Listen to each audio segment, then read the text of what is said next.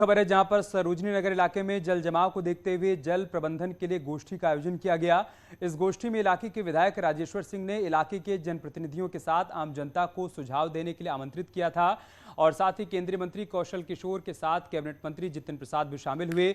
बारिश के दौरान जलभराव को देखते हुए सरोजनी नगर इलाके में जलभराव से मुक्ति दिलाने के लिए तमाम सुझाव मिले हैं और 1 साल के भीतर सरोजनी नगर को जलभराव से निजात दिलाने का लक्ष्य भी तय किया गया है। आप देख सकते हैं तमाम लोग इस गोष्ठी में शामिल हुए और सभी ने अपनी अपनी तरफ से सुझाव भी दिए हैं।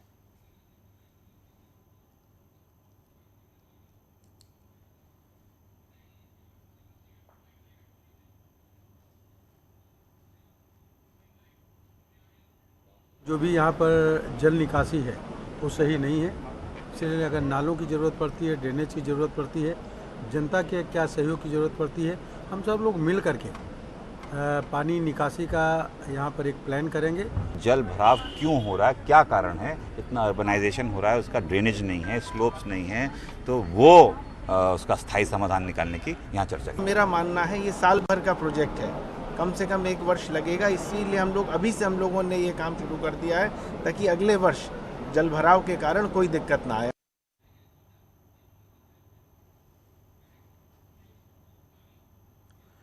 और उत्तराखंड के मुख्यमंत्री पुष्कर सिंह धामी इस वक्त हमारे साथ लाइव जुड़ चुके हैं।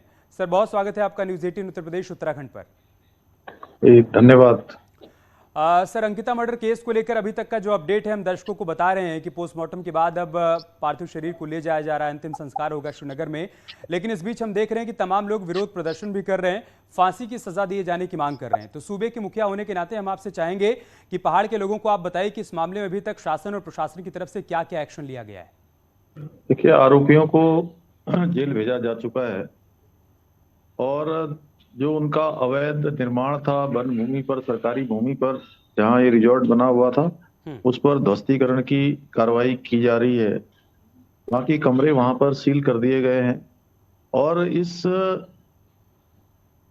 घटना की पूरी जांच, जिससे आज पूरा उत्तराखंड दुखी है, जो हमारी बहन के साथ घटित हुआ है, इस घटना की पुनरावृत्ति न हो, ये घटना आने वाले समय के लिए एक नजीर बने, उसके लिए जहां सख्त कार्रवाई की जा रही है और तत्काल जैसे ही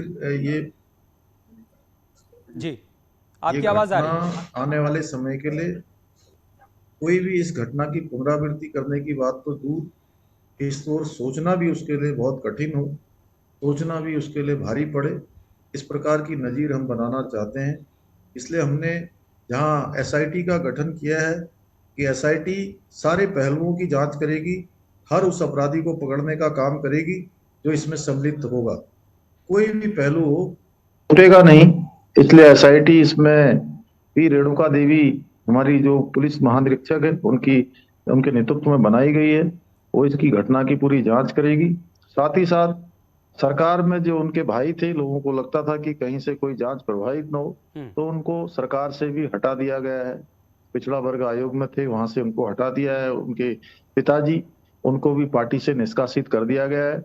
इसलिए किसी के भी कहीं का होने के से कारण से कोई भी जांच प्रभावित नहीं होने वाली है, चाहे कोई कितना भी प्रभावी क्यों ना हो। जो भी इस जघन्य अपराध से जुड़ा हुआ संलिप्त पाया जाएगा, उसके खिलाफ कठोर कार्रवाई होगी, ये हमने तय किया है। ठीक है सर, शासन के स्तर पर भी कार्रवाई की गई है, पार्टी के स्तर पर भी कार्रवाई की गई है, पुलकितार के पिता को पार्टी से निकाल दिया गया है। लेकिन कुछ लोग ये कह रहे हैं कि राजनीतिक रसूख होने के चलते इस मामले में कहीं ना कहीं हस्तक्षेप होगा, मतलब उनकी तरफ से राजनीतिक रूप देने की कोशिश की जा रही है इस पूरे घटनाक्रम को। देखिए, पिछले 2 दिनों से आप देख रहे होंगे, कहीं पर भी ऐसा कुछ दिखाई नहीं दिया है। जो कार्रवाई होनी थी उससे काफी आगे बढ़कर कार्रवाई हुई है और आगे भी आप ये तय मान के चलिए कि इसमें किसी के रसूख के कारण से, किसी की पहुंच के कारण से यह जांच प्रभावित नहीं होगी। यह हमारे पूरे सभी उत्तराखंड की बेटियों की आवाज है, हमारी बेटियों की न्याय की बात है, हमारी बहनों की न्याय की बात है। इसलिए ये कभी भी प्रभावित नहीं होने वाली है, किसी से भी प्रभावित नहीं होने वाली है। इसलिए जो सब तेज एक्शन हो सकते हैं वो हो रहे हैं और वो होंगे।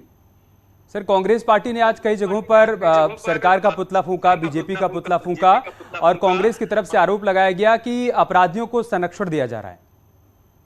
कांग्रेस पार्टी केवल राजनीति करने के लिए विरोध कर रही है। उनके पास कोई मुद्दा नहीं है और ये मुद्दा राजनीति करने का नहीं है। ये हमारी बेटी को न्याय दिलाने की बात है और हम इसको न्याय दिलाकर रहेंगे। हम हर अपराधी को सजा दिलाकर रहेंगे और कानूनन कार्रवाई होगी, सख्त कार्रवाई होगी। इसमें राजनीति करने से कुछ नहीं होने वाला है। मैं सबसे कहना चाहता हूं कि ऐसे समय में सभी लोग संयम बरतें और कानून अपना काम करेगा, प्रशासन अपना काम करेगा, पुलिस कठोर कार्रवाई करेगी। सर, जांच चल रही है पूरे मामले की, एसआईटी भी आगे जांच करेगी, लेकिन एक बात ये भी सामने आ रही कि शुरुआती स्तर पर राजस्व पुलिस की तरफ से इस मामले में लापरवाही बरती गई। उसको लेकर कोई जानकारी अगर आप साझा करना चाहें। जो भी ढिलाई जिसके स्तर पर भी है, कुछ कार्रवाई हमने कर दी है। कोई भी इसमें संलिप्त पाया जाएगा, किसी के स्तर पर भी ढिलाई पाई जाएगी तो उस पर कार्रवाई होगी। बहुत बहुत धन्यवाद आपका। ठीक है सर, बहुत बहुत शुक्रिया आपका न्यूज़ 18 के साथ बातचीत करने के लिए, अपनी बात रखने के लिए। तो उत्तराखंड के मुख्यमंत्री पुष्कर सिंह धामी को आप सुन रहे थे, जिनका कहना है कि अंकिता मर्डर केस में कठोर कार्रवाई की जा रही है। एक तरफ प्रशासन के स्तर पर कार्रवाई हो रही है, आरोपियों को गिरफ्तार किया गया है, उनको सलाखों के पीछे पहुंचा दिया गया है, तो साथ ही साथ पुलकित आर्य के भाई को पद से बर्खास्त कर दिया गया है, हटा दिया गया है, उनके पिता को पार्टी से बाहर कर दिया गया है। तो कुल मिलाकर अब इस पूरे मामले में अगर किसी प्रकार के कोई आरोप लग रहे हैं तो राजनीतिक रूप देने की कोशिश की जा रही है, लेकिन सरकार की तरफ से और पार्टी की तरफ से इस मामले में कठोर से कठोर कार्रवाई की गई है। और आगे पुष्कर सिंह धामी ने इस बात के संकेत भी दिए कि इस घटना में ऐसी कार्रवाई की जाएगी कि वो नजीर बनेगी, आगे फिर कभी कोई इस तरीके की वारदात को अंजाम ना दे।